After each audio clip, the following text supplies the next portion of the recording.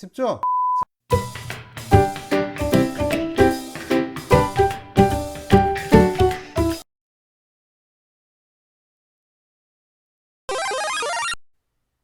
안녕하세요, 썸씽쌤입니다.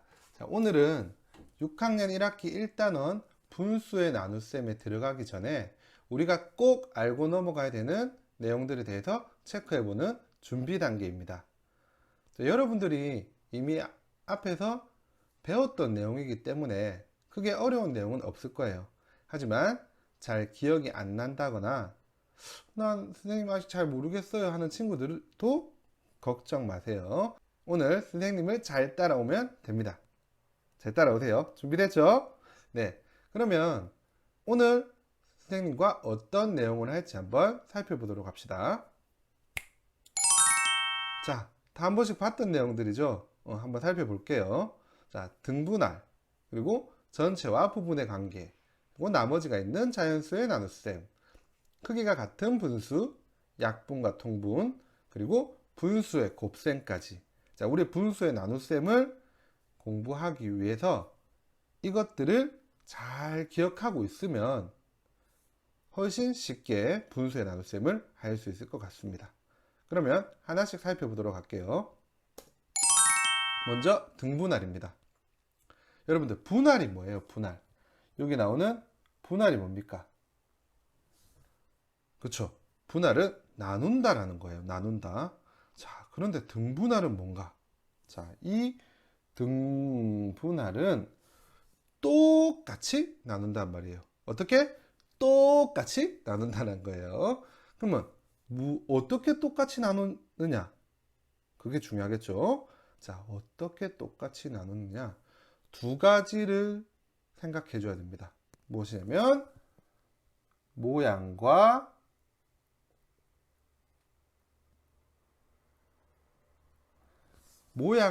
크기를 똑같게 나눠주는 것을 등분할이라고 합니다.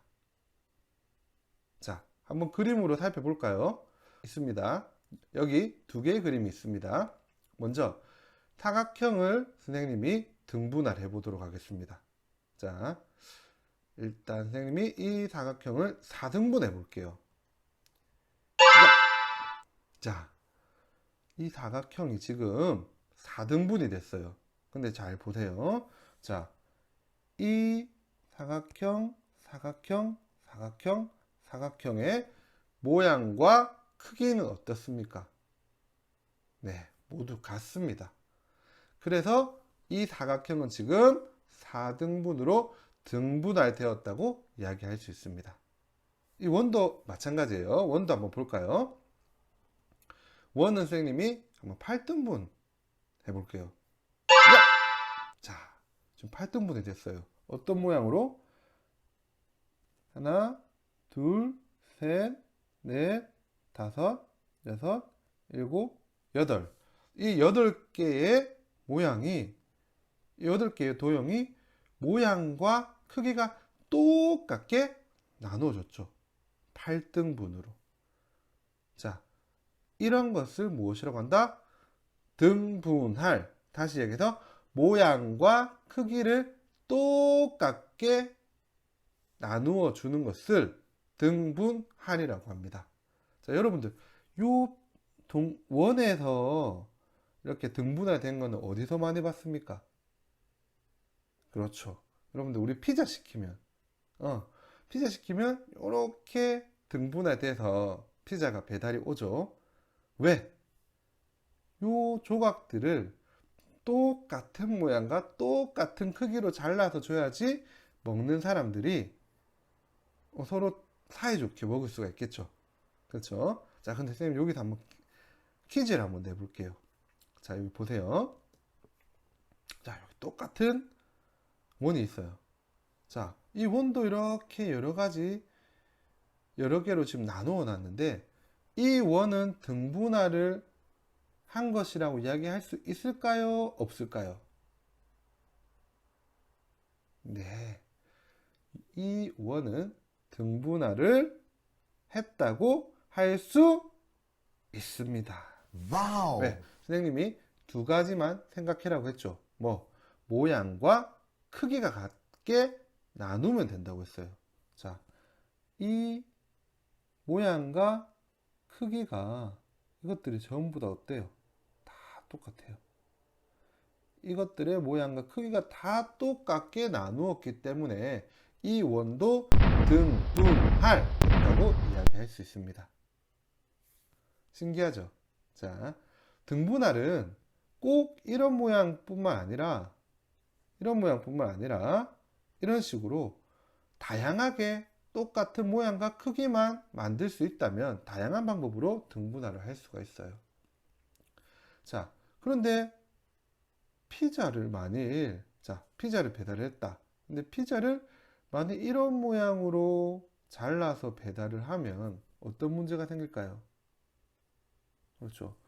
이쪽 부분을 먹는 친구들은 안에 내용물보다는 빵을 많이 먹게 되겠죠. 그렇죠? 그리고 안쪽에 있는 부분을 먹는 친구들은 내용물을 많이 먹게 되겠죠. 그래서 피자는 이렇게 등분해 돼서 오지만 이런 모양도 우리는 모양과 크기를 똑같이 나눴기 때문에 등분할이라고 한다는 거.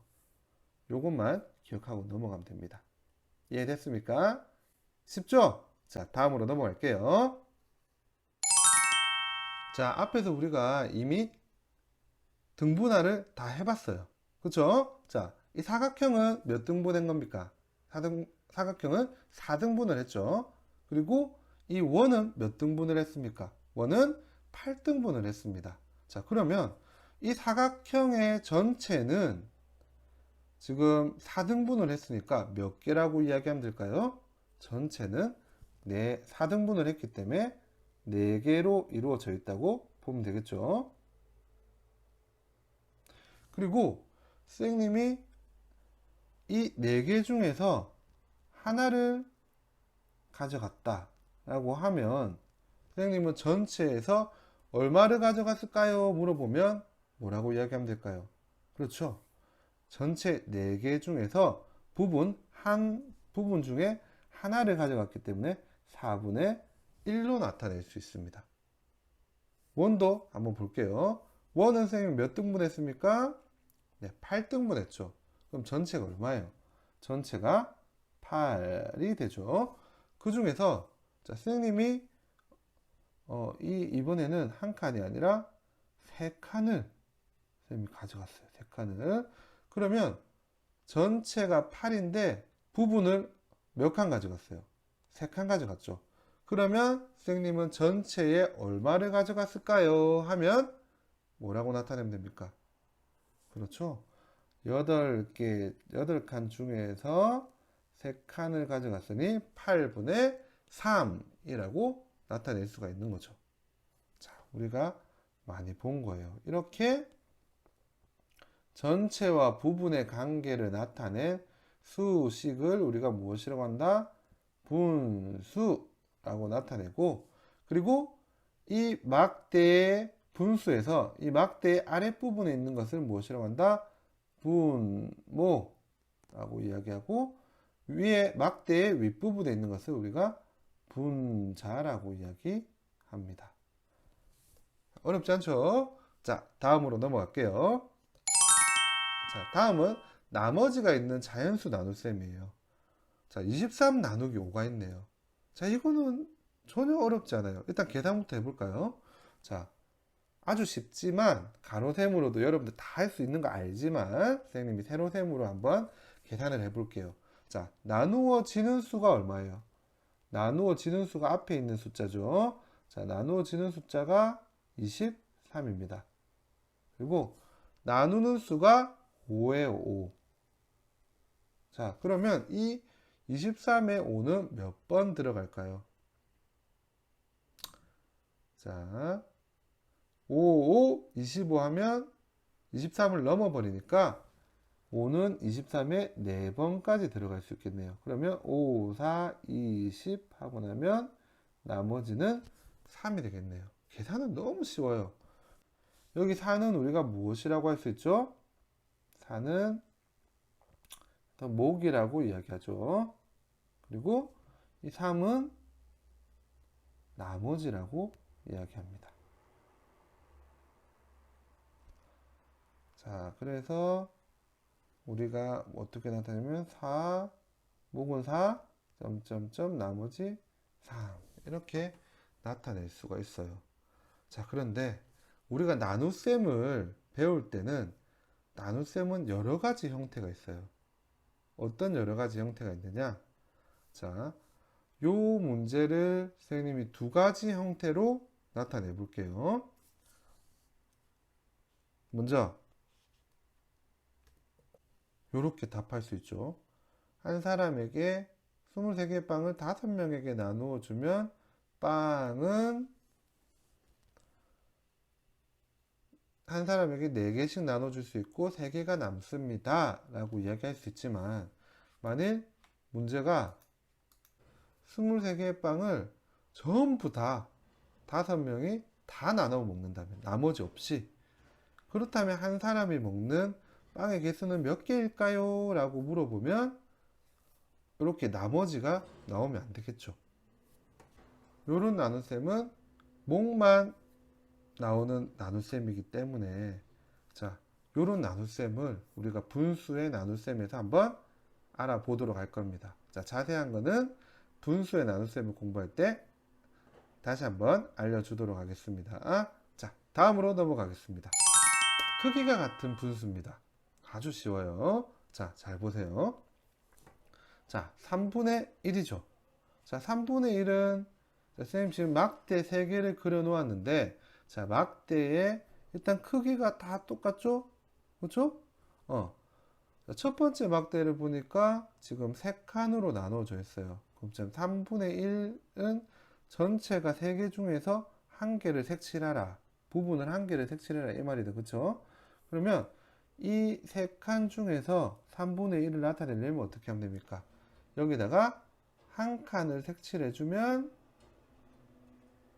3분의 1을 나타낼 수가 있죠. 자, 선생님 밑에 막대는 좀 더 칸을 세분화해서 등분할 해보도록 하겠습니다. 자, 6개로 등분을 했어요. 6등분을 한 거죠. 자, 위에 이 3분의 1만큼, 3분의 1을 나타내는 만큼 색칠을 똑같이 해볼게요. 자, 이번에는 6칸 중에서 2칸을 색칠을 해야 되네요. 자, 요걸 분수로 나타내 볼까요?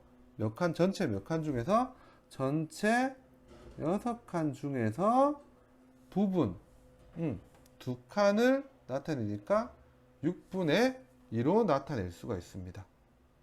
자, 밑에 것도 한번 볼까요? 이번에는 더 선생님이 나눠 볼 거예요. 자, 아까는 요 2칸으로 더 나눠 볼 거예요. 자, 짠. 자, 이번에는 9등분 해봤어요. 9칸으로 등분을 해봤어요. 자, 그럼 위에처럼 위에랑 똑같이 또 색칠해 볼게요. 그러면 이번에는 몇 칸을 색칠합니까?